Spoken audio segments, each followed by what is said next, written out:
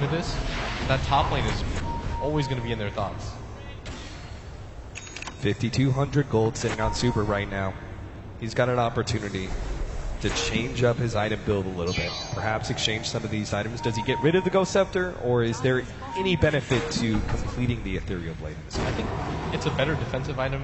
You probably get rid of the Eul Scepter at this point, actually. Right. And get something like Octarine Core wouldn't be a bad idea. Refresh Orb is always good for Lina. If you want to build a little bit more DPS, even something like an Assault Cross isn't too bad at this phase of the game. Make your entire team a little bit more tanky. And it would help deal with the Shadow Fiend as well, but I mean, VG Gaming, it doesn't really matter what they go for. All they have to do is play patient, slow game. How can always rejoin them? His bot is Boots of Travel, and this is their game to lose. Vision always being such a key factor in this late game. Both teams run around with gems, making sure that there is no information being leaked. Hao's sitting there, and he does have his refresher ready to go. So the courier that's following him is going to be able to give him a second haunt if necessary. Something a little bit that's causing me a little bit of cause for concern is that there aren't a lot of Boots of Travels on the side of VG. I guess the only one really missing it is Rubik and Super, but Super doesn't have a TP either. He doesn't have a TP scroll, he doesn't have Boots of Travel. I think this is a huge mistake because if C9 just decide to go for an all-out push, he's not going to have enough time to respond. You see him throwing down spells on the ground in anticipation of this, but they have to be a little bit more careful about this. You have 6k gold, you're not buying anything, you might as well at least get the travels. Yeah, I'm really concerned that they're just letting creeps actually cut down that backdoor protection right now. Now, Hao actually pops his ultimate. Eternal Envy, he's been picked. He goes down. That is a huge pickoff. He's down for 90 seconds. And now they just found more. Misery's going to go down as well. Easily run down, picks up the gem. Two gigantic pickoffs, one of which does have a buyback. Misery, though, does not. Yeah, that might actually just be their signal to go now. Get the Boots of Travel onto Super, then just decide to go for the push. You've got 6,700 gold on him. The entire team can buy back, travels in, and VG Gaming effectively have 10 lives to work with here.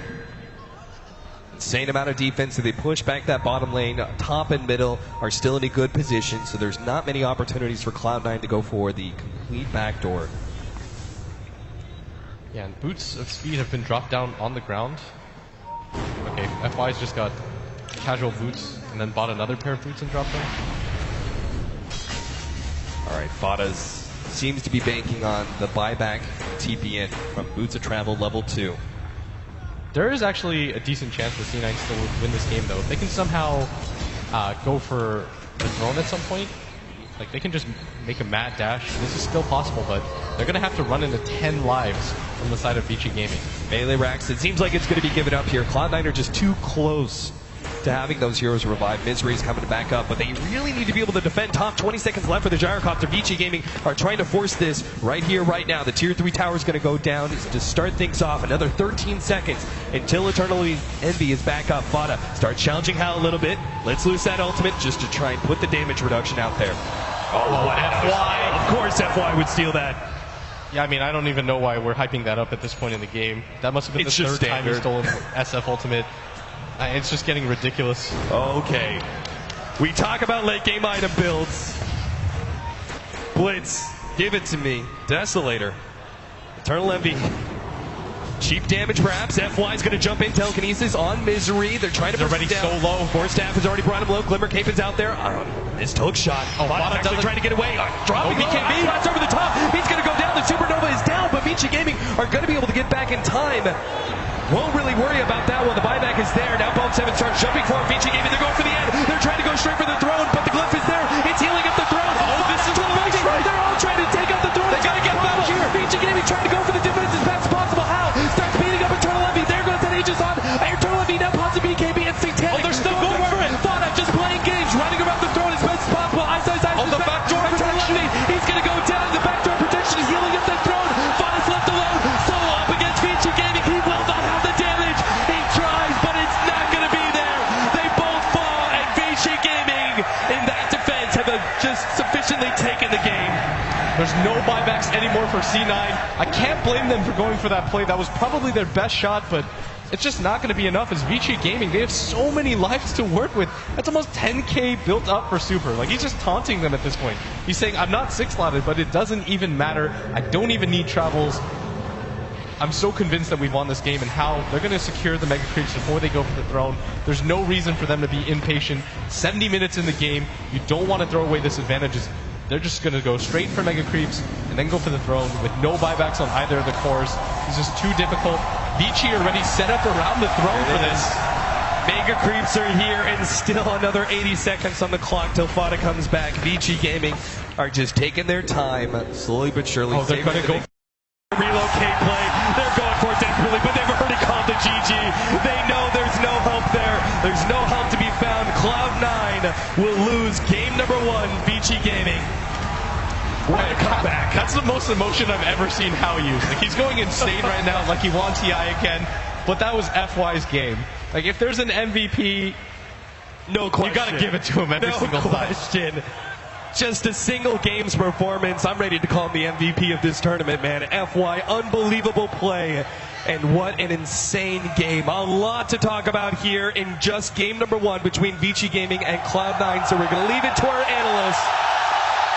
Look at that guy. He doesn't even look like he's concerned.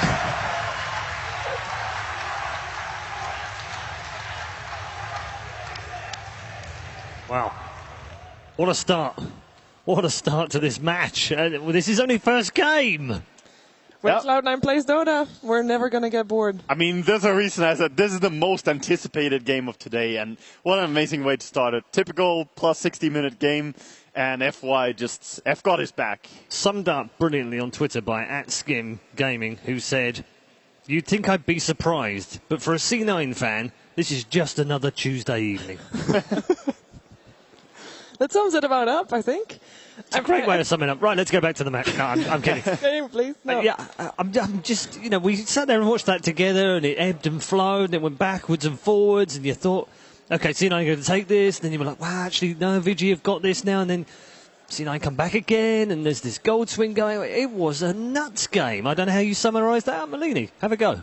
It was pretty crazy. The moment Vici started coming back was when they got 2 scepters, and that rendered like all of Wisp heals useless, like the Helmet Dominator useless. I don't even know why he got a Satanic, and of course FY, he stole that egg, and then after that I think they like 4-1'd Cloud9, and then after that things just started getting really hectic, and Cloud9 is like, oh crap, we better end this fast, and Vici's like, oh, we can actually win the game now and come outside of our base. I mean, the fights were just going out of control. The Rubik was solo killing Phoenix. He was doing everything in these fights for Vici Gaming. Spectre had her Radiance, but in the first 2 fights where she had Radiance, Rubik was the one who actually carried them. And it was just insane to see. I think there was some weird itemizations going on in this game as well. Matt, you caught up on some of that, but I was really surprised by the casual soul booster from Bone 7. I thought it was an Octarine, and then it ended up being just that. And I thought it was a bit weird. He sold it. And he sold it. Like, I was a bit confused, It was maybe a bit too next level for me, but I didn't really understand what happened. But, no, we've been talking about the anti-mage, and we're like, you can't afford to lose the fight. But, I mean, if there's a hero that's even worse, it's Spectre Radiant. You don't want to lose the fight with Spectre Radiant. It's always the same games. It goes up.